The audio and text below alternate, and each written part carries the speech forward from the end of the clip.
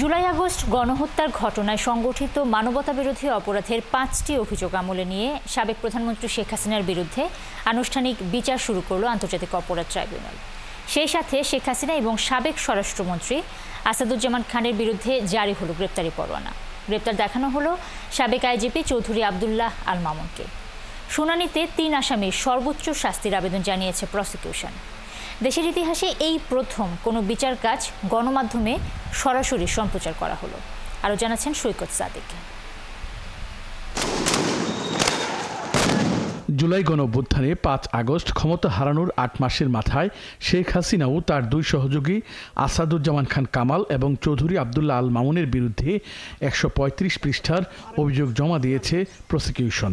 ছাত্র জনতাকে হত্যা, হত্যার উস্কানি, হত্যা চেষ্টা, ষড়যন্ত্র ও হত্যার নির্দেশ বাস্তবায়ন সহ তাদের বিরুদ্ধে মানবতা বিরোধী অপরাধের ৫টি অভিযোগ আমলে নিয়েছে আন্তর্জাতিক অপরাধ ট্রাইব্যুনাল। বিচার শুরুর এই ঐতিহাসিক মুহূর্তে অভিযোগের বিস্তারিত তুলে ধরে প্রসিকিউশনের চিফ প্রসিকিউটর বলেন, ১৪ জুলাই শেখ হাসিনা এক সংবাদ সম্মেলনে আন্দোলনকারীদের রাজাকারের নাতি উল্লেখ করে উস্কানিমূলক বক্তব্য দেন।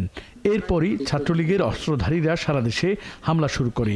সাবেক স্বরাষ্ট্রমন্ত্রী আসাদুজ্জামান খান কামাল ও আইজিপি চৌধুরী আবদুল্লাহ আল মামুনের নির্দেশে নিরস্ত্র ছাত্র জনতার উপর গুলি চলে। দ্বিতীয় অভিযোগ, ঢাকা বিশ্ববিদ্যালয়ের সাবেক ভিসি মাকসুদ কামাল এবং দক্ষিণের সাবেক মেয়র তাপসের সঙ্গে ফোনালাপে আইনশৃঙ্খলা বাহিনীকে আরও কঠোর হওয়ার নির্দেশ দেন শেখ হাসিনা। আন্দোলনকারীদের নিশ্চিহ্ন করার নির্দেশনাও আসে তার কাছ থেকে। দেয়া হয় প্রাণঘাতী গুলি ব্যবহারের নির্দেশ। প্রাণঘাতী অস্ত্র বা লিথাল ওয়েপন ব্যবহার করে গুলি করার যে নির্দেশনা দেওয়া হয় তা বাস্তবায়নে ঢাকার শুনানিতে উঠে আসে আন্দোলন দমনে নৃশংস পরিকল্পনার কথাও। গ্যাং অফ ফোর খ্যাত ওবায়দুল কাদের, আনিসুল হক, সালমান এফ রহমান এবং আসাদুজ্জামান খান কামাল শেখ হাসিনার এই পরিকল্পনা বাস্তবায়ন করে। রংপুরে বেগম রোকেয়া বিশ্ববিদ্যালয়ের শিক্ষার্থী আবু সাইদকে গুলি করে হত্যা, ৫ আগস্ট রাজধানী চাংখারপুলে ৬ শিক্ষার্থীকে হত্যা এবং আশুলিয়ায় ৬ জনকে হত্যা ও লাশ পুড়িয়ে দেওয়ার অপরাধও আমলে নেওয়া হয়। নিষ্ঠুর এবং বর্বর পুলিশ তাকে উদ্ধার না করে বা চিকিৎসার ব্যবস্থা না করে আরো জ্বালানি কাঠ আগুনে নিক্ষেপ করে ৬ জনকেই পুড়িয়ে অঙ্গারে পরিণত করে। ইতিহাসে প্রথমবারের মতো শুনানি গণমাধ্যমে সরাসরি সম্প্রচার করা হয়। শুনানিতে চিফ প্রসিকিউটর আসামিদের বিরুদ্ধে সর্বোচ্চ শাস্তির পাশাপাশি তাদের সম্পদ বাজেয়াপ্তের আবেদন জানান।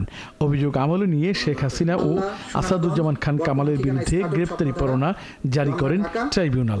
এদের বিরুদ্ধে যথাযথ বিচারের মাধ্যমে উক্ত আইনের ২০-এর এ ধারা মতে সর্বোচ্চ শাস্তি দান অথবা মাননীয় ট্রাইব্যুনাল অন্য যেরূপ বিবেচনা করবেন সেরূপ আদেশ দানে আজ্ঞা হয়। চিফ প্রসিকিউটর বলেন, অতীতের প্রতিশোধ নয়, এই বিচার ভবিষ্যতের জন্য প্রতিজ্ঞা। এই বিচার কোনো প্রতিশোধের জন্য নয়, এটা হচ্ছে ভবিষ্যতের জন্য একটা প্রতিজ্ঞা এবং আগামী প্রজন্মকে নিরাপদ একটি বাংলাদেশ উপহার দেয়া।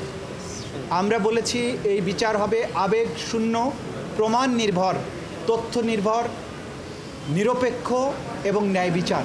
পরবর্তী শুনানি ১৬ জুন ধার্য করেন ট্রাইব্যুনাল। সেদিন শেখ হাসিনা ও আসাদুজ্জামান খান কামালকে ট্রাইব্যুনালে হাজিরের নির্দেশনাও দেওয়া হয়েছে। একটা সমাজে শান্তি এবং স্থিতিশীলতা। সৈকত সাদিক, ৭১, ঢাকা।